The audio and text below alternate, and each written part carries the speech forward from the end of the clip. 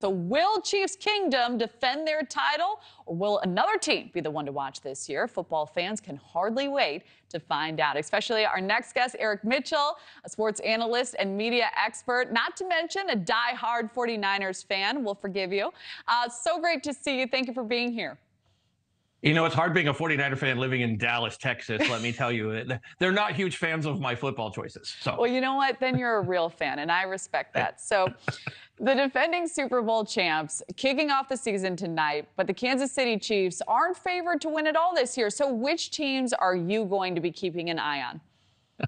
I'm never counting this Chiefs team out. I'm a huge Pat Mahomes fan, Travis Kelce fan. This team plays with a chip on its shoulder. They've won 2 Super Bowls in the last 4 appearances that they've been in. And the teams that they've lost to was Tom Brady and the amazing Buccaneers team. So let's not cut this team short. They're winning Super Bowls. They're always kind of the underdog because they are the old, which is funny to call Pat Mahomes old, but they're the old favorite. But I have like 5 teams that I'm telling everybody to watch. The Chiefs are on my list. The 49ers, of course. And then you're looking at the Bills and the Dolphins. And I think those are some amazing teams that are out there. Yes, the Bills and the Dolphins play together, but I think those 2 teams are just simply off the charts amazing and really doing amazing things out there with great quarterbacks. And they've almost always made it. And you can't count out the Bengals.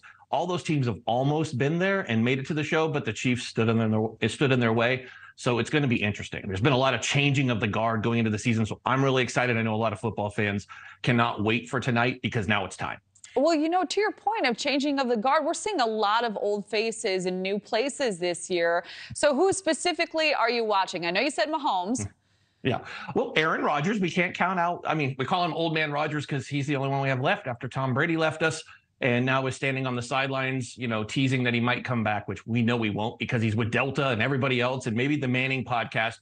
Joey Burrow, Josh, you know, over there in the Dolphins, Lamar Jackson. And let's not forget Josh Herbert, who plays down with the Chargers. Amazing young quarterbacks leading teams that are fresh, have this new outlook.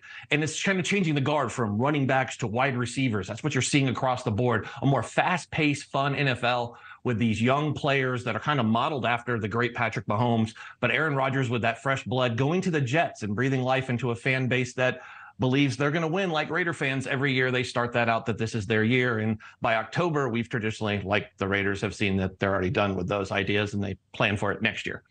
I have a friend who's a Jets fan, and I'm always thinking of him. So this is the first time in 20 years we are watching an NFL season with no Tom Brady. Which quarterbacks do you think will be carrying that type of star power, if any? I hate to repeat his name, but we're going to do it again. It's a theme here. All right. Patrick Mahomes. I mean, he's the MVP, but you got to remember, you know, you have Tua down there with the Dolphins. That's a great young team. Yes, he had a lot of concussion issues last year. Really worked on that during this offseason. That's a young, talented team. Joey Burrow coming off that calf injury, but I think he's going to be good. The Bills, they just have so many standouts. And Lamar Jackson signed that big contract during the offseason, and that Ravens team, they play with a chip on their shoulder, and you can't count Lamar Jackson out. And it's wide open in the like NFC where Aaron Rodgers left, right? The Bears and of course, you got the Vikings and the Packers. They're kind of trying to figure it out. And of course, the Eagles. We can't count out that team that almost won the Super Bowl. That Eagles team is going to try to make a run on the NFC. And I think the Niners are the only team that's really going to stand in their way. Well, we'll have to see. I spent 4 years in Kansas City. Chiefs Kingdom is very kind, I will say that. So the Washington Commanders, under new ownership this season, are there high expectations for a big franchise rebrand there? Absolutely. Let's just say this. So thankful for that fan base. I have a lot of friends who are Commanders fans, and they're so excited to be rid of that toxic cloud that stood over them, not as their team, but as that ownership.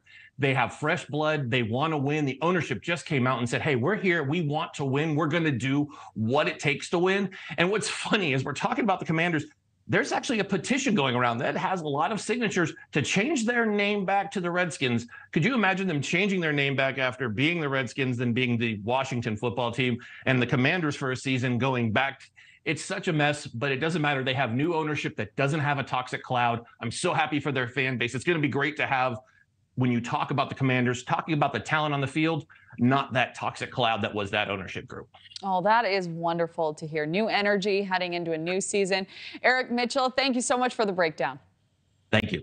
Thank you for watching. Go to newsnationnow.com to find News Nation on your television provider. And don't forget to click the red subscribe button below to get more of News Nation's fact-driven, unbiased coverage.